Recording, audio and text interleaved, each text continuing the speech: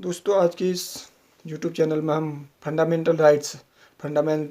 क्या हैं, fundamental rights किसके लिए हैं और फंडामेंटल राइट्स का संरक्षण किसके द्वारा किया जाता है, अर्थात मूल अधिकार क्या है, मूल अधिकार क्यों है, मूल अधिकार किसके लिए है और मूल अधिकारों का मूल अधिकारों का हनन किए जाने पर इसको संरक्षण किसके द्वारा दिया जाता है और मूल अधिकार नागरिक की वास्तविक पहचान क्यों है के बारे में विस्तृत रूप से जानने की कोशिश करेंगे। और इसके महत्व को जानने के साथ साथ हम ये जानेंगे कि मूल अधिकारों का सर्वांगीण महत्व क्या है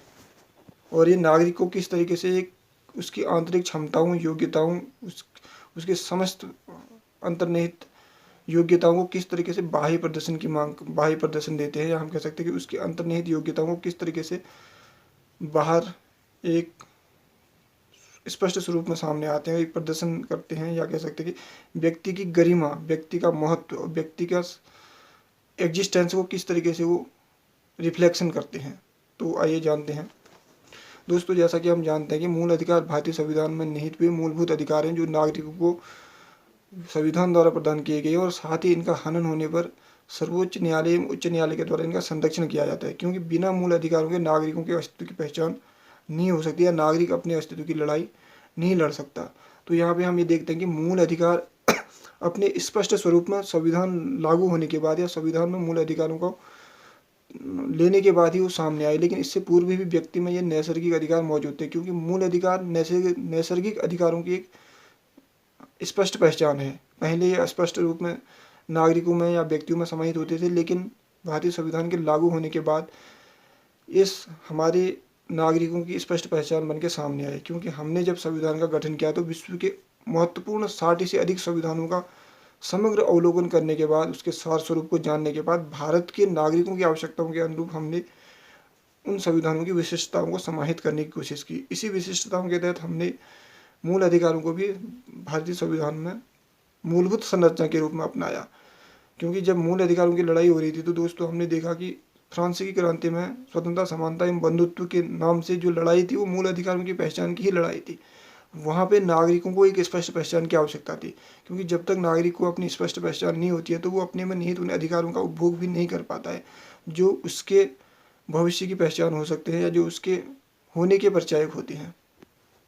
ये वो मूलभूत अधिकार हैं जिनका अपहरण नहीं किया जा सकता है, क्योंकि व्यक्ति का अस्तित्व या एग्जिस्टेंस ही इस पर निर्भर करता है।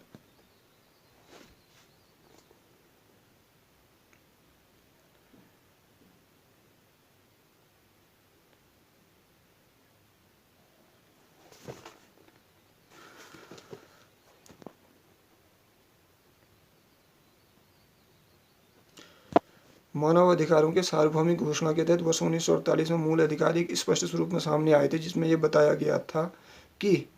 मानव में निहित वो अधिकार जो मानव के विकास, उत्थान एवं उसके अस्तित्व की पहचान के लिए आवश्यक है, वो नागरिक होने के नाते अति आवश्यक है। अगर हम इसको एक समग्र रूप में जानने की कोशिश करेंगे तो हम ये कह सकते हैं कि आंतरिक क्षमताओं के संपूर्ण प्रतिनिधित्व के प्रवेश द्वार है मूल अधिकार। आंतरिक क्षमताओं के संपूर्ण प्रतिनिधित्व के प्रवेश द्वार है मूल अधिकार, अर्थात व्यक्ति में निहित अंतर्निहित क्षमता, योग्यता, उसकी शैक्षणिक गुणवत्ता, उसकी मानसिक योग्यता, उसकी बौद्धिक योग्यता, उसका बौद्धिक कला कौशल और उसका संपूर्ण प्रतिनिधित्व अगर वो नागरिक के तौर पर करना चाह रहा है तो उसको एक प्लेटफॉर्म की जरूरत पड़ती है, अर्थात व्यक्ति को स्वयं की पहचान के लिए भी एक प्लेटफॉर्म की जरूरत पड़ती है। ये प्लेटफॉर्म हमारे फंडामेंटल राइट्स हैं, क्योंकि व्यक्ति जब सोचता है कि वो अपनी पहचान को स्थापित करे एक समाज में, एक राष्ट्र के तौर पे, एक नागरिक के तौर पे, एक राष्ट्र में नागरिक के तौर पे जब वो अपनी पहचान स्थापित करने की कोशिश करता है तो उसको एक प्लेटफॉर्म की ज़रूरत पड़ती है। उदाहरण के लिए अगर एक भारतीय नागरिक चाहता है कि वो भारत में किसी क्षेत्र विशेष में अपना एक राजनीतिक तौर पर प्रतिनिधित्व करे, तो उसको मूल अधिकारों की परम आवश्यकता है। क्योंकि अगर हम उस व्यक्ति में से उस नागरिक में से उसके मूल अधिकार को हटा लेते हैं तो वो व्यक्ति मात्र रह जाता है। ऐसे समय में जब वो व्यक्ति मात्र रह जाता है तो उसमें नहीं तो मूलभूत अधिकार भी शून्य हो जाते हैं। इन मूलभूत अधिकारों के अभाव में वो व्यक्ति अपना किसी भी अपना प्रतिनिधित्व नहीं दे सकता, क्योंकि मूल अधिकार ही उसके राष्ट्र में नागरिक होने का परिचय है। तो ऐसे समय में अगर व्यक्ति चाहता है कि वो राजनीति में अपना प्रतिभाग करे या किसी भी क्षेत्र में अपना प्रतिभाग करे, तो उसको एक विधिक मान्यता, एक संवैधानिक मान्यता, एक नागरिक होने की मान्यता शून्य हो जाती है और इसके अभाव में वो अपना अपनी किसी भी प्रकार की पहचान को स्थापित नहीं कर सकता है। मानव परिवार के सभी सदस्यों की अंतर्निहित गरिमा और सम्मान तथा अभेद्य अधिकार विश्व में स्वतंत्रता, न्याय एवं शांति का आधार है। ये जब वर्ष 1948 में मानव अधिकारों की सार्वभौमिक घोषणा की गई थी, तो उसका एक आधार स्तंभ के तौर पे कहा गया था कि मानव परिवार के सभी सदस्यों की अंतर्निहित गरिमा और समान तथा अभेद्य अधिकार विश्व में स्वतंत्रता, न्याय एवं शांति के आधार है। अर्थात वैश्विक स्तर पर भी अगर हम मानव अधिकारों या मूल अधिकारों की पहचान, मानव अधिकारों के साथ साथ मूल अधिकारों की पहचान की बात करते हैं, तो इसके आधार निकल के आते हैं शांति, न्याय और अहिंसा। अर्थात मूल अधिकार अपने साथ इस चीज़ को लेके आते हैं जहाँ पे शांति, न्याय और अहिंसा होती है। क्योंकि जब हम व्यक्ति को मूल अधिकारों के तहत उसको संरक्षण देते हैं, उसको रिस्पॉन्सिबिलिटी देते हैं, उसको प्रतिनिधित्व देते हैं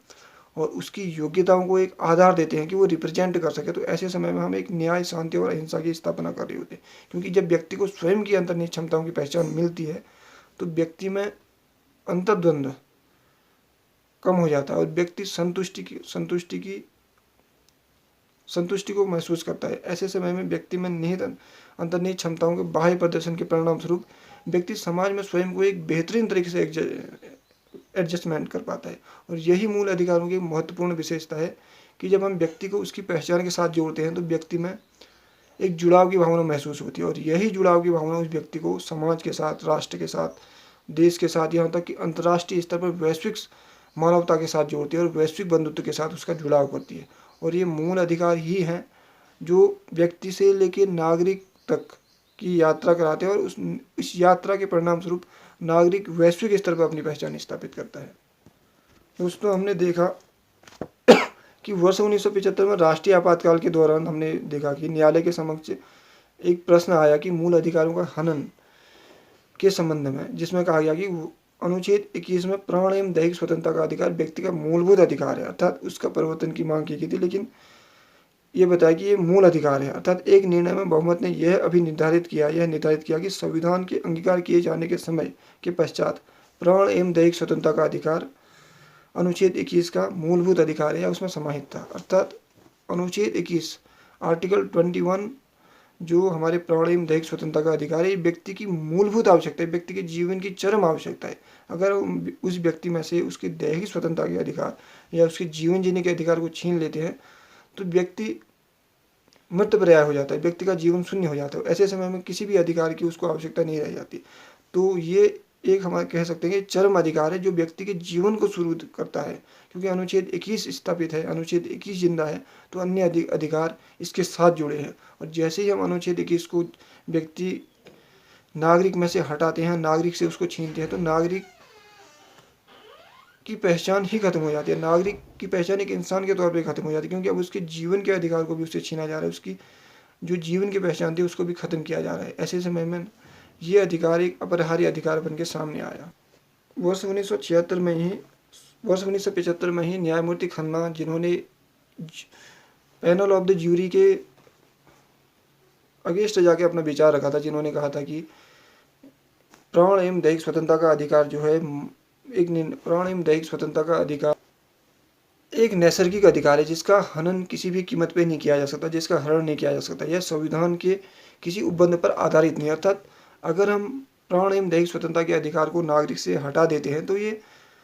संविधान के मूलभूत आधारभूत संरचना ही ध्वस्त हो जाएगी। क्योंकि संविधान की मूलभूत संरचना जो है, जो उसके जो आधार स्तंभ है, उसमें ये हम कह सकते हैं कि हम कह सकते हैं कि ये बोन का काम करता है, रीढ़ की हड्डी की तरह काम करता है। तो इस तरीके से इसको हटाने का मतलब यह हो जाता है कि संपूर्ण शरीर ही ध्वस्त हो जाएगा। कुछ ऐसे ही अनुच्छेद 21 की हम कह सकते हैं कि पहचान है। उन्होंने अपने मत में कहा था कि संविधान का अनुच्छेद 21 यदि न होता तो भी राज्य किसी व्यक्ति के प्राण या स्वतंत्रता से वंचित करने की शक्ति विधि के प्राधिकार के बिना नहीं मिलती। अतः उन्होंने ये बताया कि अनुच्छेद 21 अगर भारतीय संविधान में वर्णित नहीं होता तो भी किसी राज्य विधानमंडल को या संसद को प्राण एवं दैहिक स्वतंत्रता का अधिकार, जो व्यक्ति के जीवन का मूलभूत पहचान है, उसको विधि के प्राधिकार के बिना उसका हरण करने की स्वतंत्रता नहीं मिलती। अतः विधि में यह निर्धारित किया जाता है कि प्राण एवं दैहिक स्वतंत्रता का अधिकार किन परिस्थितियों में नागरिक से छीना जाएगा। बिना इसके कोई भी राज्य विधानमंडल या संसदीय व्यवस्था, यहाँ तक कोई भी राजनीतिक व्यवस्था उस व्यक्ति से उस अधिकार को नहीं छीन सकती थी। अर्थात ये व्यक्ति की मूलभूत संरचना है। अगर ये मूल अधिकार न होता तो भी, यह उन्होंने एक अपने मत में स्पष्ट रूप से हम कह सकते हैं कि व्यक्त किया। लेकिन उसके बाद 44वें संविधान संशोधन 44 कॉन्स्टिट्यूशनल अमेंडमेंट में अनुच्छेद 359 में परिवर्तित कर दिया गया, जिसमें बताया गया कि जब आपात के दौरान अनुच्छेद 20 एवं 21 को निलंबित नहीं किया जा सकता है। अर्थात इसके बाद बताया कि अनुच्छेद 44 में वर्ष 1976 में राष्ट्रीय आपातकाल के दौरान भी अनुच्छेद 20 और 21 को निलंबित नहीं किया जाएगा, क्योंकि ये व्यक्ति की पहचान नहीं है बल्कि व्यक्ति के जीवन की पहचान है। और जब व्यक्ति के जीवन की पहचान उससे छीनती है तो जीवन हम कह सकते हैं एक मृतप्राय हो जाता है। ऐसे समय में राष्ट्रीय आपातकाल भी जब लागू होगा तब भी व्यक्ति से यह अधिकार नहीं छीना जा सकता। अगर हम इसी कड़ी को आगे देखें तो अमेरिका की स्वतंत्रता की घोषणा जो हुई थी 1786 में, जिसमें यह प्रारूप जेफरसन ने लागू किया था, जेफरसन ने इसका निर्माण किया था, तैयार किया था। उसमें यह उद्घोषित किया गया था कि हम यह मानते हैं कि यह सत्य स्वयं प्रकट है कि सभी मनुष्य समान हैं। यह कि उन्हें उनके सर्जक ने अर्थात उनकी रचयिता ने कुछ अभेद्य अधिकार प्रदान किए हैं और साथ ही इन अधिकारों का प्राण स्वतंत्रता एवं सुख प्राप्ति के अधिकार है। तो उन्होंने भी अपने मूलभूत अधिकारों, मूल अधिकार जो बनाए, उनकी संरचना का आधार ही जीवन का अधिकार रखा, क्योंकि जीवन है तभी अन्य अधिकार अस्तित्व में है। जीवन है तो अन्य अधिकारों की पहचान है, जब जीवन नहीं है तो अन्य अधिकार स्वतः शून्य है। इसी तरह 1789 में फ्रांसीसी क्रांति में राष्ट्रीय विधानसभा में मानव के अधिकारों की घोषणा की गई, जिसमें कहा गया कि सभी राजनीतिक संगमों का अंतिम उद्देश्य मानव के नैसर्गिक और अपहरणीय अधिकारों की परिरक्षण है। अतः उन्होंने यह स्थापित किया कि अगर फ्रांस में भी कोई नई राजनीतिक परिवर्तन आता है, कोई नया राजनीतिक, हम कह सकते फ्रांस में अगर जब नया राजनीतिक जीवन स्थापित होता है देश की पहचान के तौर पर, तब भी देश के नागरिकों के मूल अधिकारों की पहचान उनकी सर्वोत्तम, हम कह सकते हैं कि आवश्यकता होगी, वो देश की सर्वोत्तम आवश्यकता होगी। ये फ्रांसीसी क्रांति के दौरान निकला गया एक विचार था, जिसको आधार बनाते हुए मूल अधिकारों की संरचना की गई। इन सभी परिणामों को देखते हुए हम लोगों ने भारतीय संविधान के भाग 3 अनुच्छेद 12 से 35 तक में मूल अधिकारों को समाहित किया। और अनुच्छेद 12 से 35 तक को भारतीय संविधान का मैग्ना कार्टा इसीलिए कहा जाता है क्योंकि ये अधिकारों की पहचान है, और ये मैग्ना कार्टा ही था जिसमें मूल अधिकारों की आवश्यकता की मांग की गई थी। दोस्तों, प्रश्न आता है कि मूल अधिकार व्यक्ति को या नागरिक को किसके विरुद्ध संरक्षण देते हैं। अब यहाँ पे नागरिक के तौर पर, नागरिक को अपनी पहचान के तौर पर मूल अधिकारों के तहत किससे संरक्षण की आवश्यकता, अर्थात नागरिक को स्वयं में निहित मूलभूत अधिकारों को छीनने का डर किससे है, ये एक मूलभूत प्रश्न है। और ये हम अगर देखें तो ये व्यक्ति जहाँ पे एक अपनी स्पष्ट पहचान पाता है, जहाँ पे नागरिक के तौर पर वो शक्ति प्राप्त करता है, जिन संस्थाओं से नागरिक के तौर पर उसका पोषण किया जाता है, उसको रक्षित किया जाता है और उसके जीवन को एक बहुआयामी स्वरूप दिया जाता है, वहीं पे उसको एक संरक्षण की भी आवश्यकता होती है। अब यहाँ पे नागरिक के तौर पर एक व्यक्ति को अपने मूलभूत अधिकारों के संरक्षण की आवश्यकता विधायिका, कार्यपालिका, संसदीय व्यवस्था, संसद जहाँ से कानून बन के आते हैं, राज्य विधानमंडल और यहाँ तक कि न्यायपालिका से भी उसके संरक्षण की आवश्यकता होती है। क्योंकि जिन व्यवस्थाओं को हमने निर्मित किया है भारत के आज़ाद होने के साथ, वो चाहे कार्यपालिका हो, चाहे न्यायपालिका हो, चाहे विधायिका हो, चाहे संसदीय व्यवस्था हो, इन व्यवस्थाओं को दायित्व सौंपे गए हैं कि एक नागरिक के जीवन को बनाए रखने के लिए आप जो भी अपने दायित्वों की पूर्ति करोगे, जो भी आप बिल, कानून या अपने अधिकारों का प्रयोग करेंगे, उन अधिकारों के प्रयोग में आप अपनी सीमाओं को नहीं लांघोगे, अपनी सीमाओं से ऊपर जाके अपनी शक्तियों का प्रयोग नहीं करोगे, अपनी शक्तियों का दुरुपयोग नहीं करोगे, तो ऐसे समय में जब राज्य विधानमंडल कोई कानून बना रहा होगा तो राज्य विधानमंडल को इस बात की स्पष्ट पहचान होनी चाहिए, इस बात की स्पष्ट हम कह सकते हैं कि पहचान होनी चाहिए कि वो उसके द्वारा बनाए गए कानून उस राज्य विशेष में निहित नागरिकों के अधिकारों का हनन न करते हो, बल्कि उनका संरक्षण करते हो और उनके दायित्व की पूर्ति करते हो और साथ साथ उनका परिपोषण करते हो और उसमें अभिवृद्धि करते हो। ऐसे ही जब संसदीय व्यवस्था के तहत कोई कानून देशी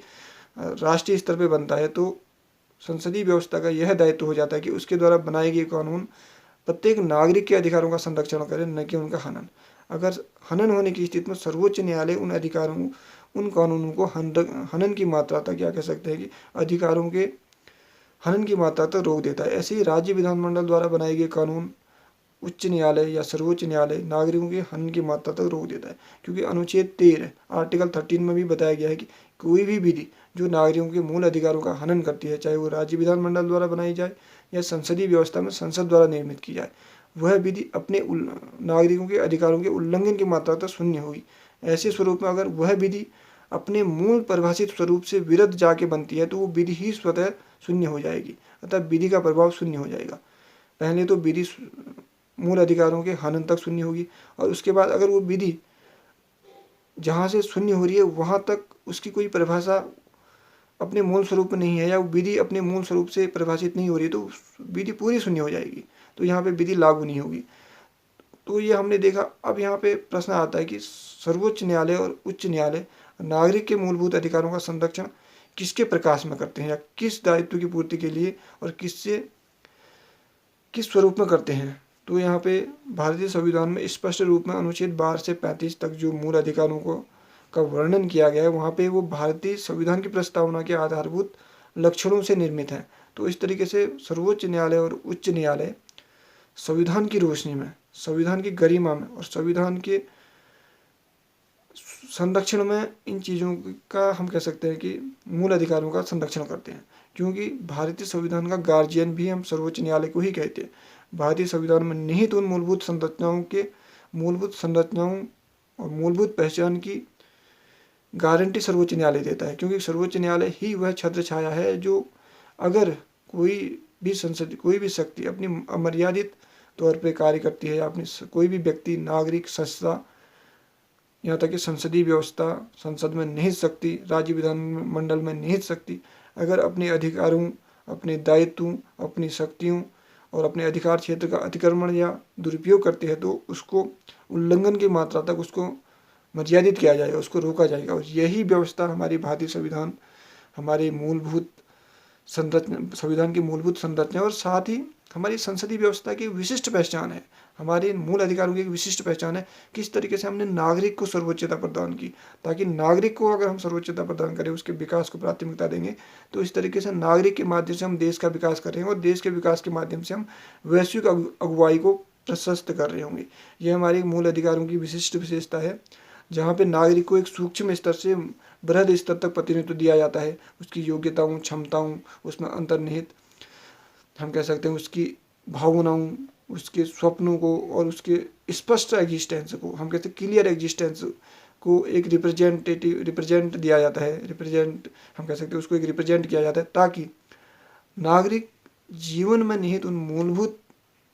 आवश्यकताओं की भी पूर्ति कर सके और साथ साथ ही अपनी पहचान एक नागरिक के तौर पर स्थापित कर सके। और यही हमारी वैश्विक मानवता का भी आधार है। जब हम एक व्यक्ति को उसके अधिकारों से लेस करते हैं, और उन अधिकारों से लेस करने के साथ साथ जब हम उसको लेस करते हैं, तो उसके साथ साथ हम उसको एक प्लेटफॉर्म देते हैं कि वो अपनी पहचान स्थापित करे जिस क्षेत्र विशेष में उसकी योग्यता है। तो इस तरीके से हम अव्यवस्था को रोकते हैं, अन्याय को रोकते हैं, शांति, न्याय और अहिंसा की स्थापना करते हैं, और व्यक्ति को संस्थाओं के साथ जोड़ते हैं, व्यक्ति को देश के साथ जोड़ते हैं, व्यक्ति को राष्ट्र के साथ जोड़ने के साथ साथ उसको राज्य के साथ जोड़ते हैं, उसको स्थानीय स्तर पर जोड़ते हैं, ताकि व्यक्ति और नागरिक और देश के मध्य एक ऐसा संबंध स्थापित हो ताकि हम राष्ट्र के उद्देश्यों की पूर्ति कर सकें, और इस राष्ट्र के उद्देश्यों की पूर्ति के साथ ही हम नागरिक के उद्देश्यों की भी पूर्ति कर रहे होते हैं। दोस्तों, एक ध्यान देने वाली बात यह है कि मूल अधिकारों पर अधित्यजन का सिद्धांत लागू नहीं होता है, अर्थात मूल अधिकार नागरिक के द्वारा स्वयं में महसूस करने के बाद भी उनका त्याग नहीं किया जा सकता, क्योंकि ये नागरिक के अस्तित्व की पहचान है। अगर कोई व्यक्ति कहता है कि मैं अपने मूल अधिकारों का त्याग करता हूँ, क्योंकि मूल अधिकार विधि की संरचना के तहत, विधि द्वारा निर्मित होने के तहत और भारतीय संविधान में निहित होने के तहत उनको नागरिक को दिया जाता है। अर्थात नागरिक, जब कोई व्यक्ति भारत में जन्म लेता है और भारत की नागरिकता प्राप्त करता है, तो उसी समय से वो मूल अधिकारों से लेस हो जाता है, मूल अधिकार फंडामेंटल राइट्स से लेस हो जाता है। ऐसे समय में व्यक्ति अपने मूल अधिकारों का हम कह सकते हैं कि छोड़ नहीं सकता। अगर वो छोड़ने की कोशिश करता है तो इसका मतलब यह है कि व्यक्ति अपनी पहचान को खो रहा है। तो इसलिए इसके अधित्यजन या इसके त्यागने के सिद्धांतों को भारतीय संवैधानिक व्यवस्था में स्वीकार नहीं किया गया है, और ये हमारी संविधान की गरिमा को दिखाता है। किस तरीके से हम नागरिक को उसकी अच्छाई से जोड़े रखते हैं, उसकी आवश्यकता से जोड़े रखते हैं, ताकि वो अपनी आवश्यकता की पूर्ति के माध्यम से अपने जीवन को एक पहचान दे सके, जीवन को परिभाषित कर सके। अब यहाँ पे एक महत्वपूर्ण विशेषता ये भी आती है कि अधिविभाजन का सिद्धांत ना ही नागरिक त्याग सकता है अपने मूलभूत अधिकारों को, और ना ही राज्य द्वारा नागरिक से उसके मूल अधिकारों को हटाया जा सकता है, और ना ही राष्ट्रीय स्तर पर हम उस नागरिक को उसके मूल अधिकारों से नहीं हटा सकते, कुछ एक परिस्थितियों को देख के। वो परिस्थितियाँ राष्ट्रीय एकता अखंडता को देखते हुए हैं, जब कोई व्यक्ति विशेष, कोई नागरिक राष्ट्र के लिए खतरा बन रहा है, उसकी संप्रभुता, एकता और अखंडता को लेके, तब उसको कुछ दंडित किया जाता है कुछ एक प्रावधानों के साथ। तो दोस्तों, इस तरीके से आज हमने जाना कि मूल अधिकार क्या हैं, क्यों आवश्यक हैं, और इनकी आवश्यकता नागरिक के लिए क्यों है।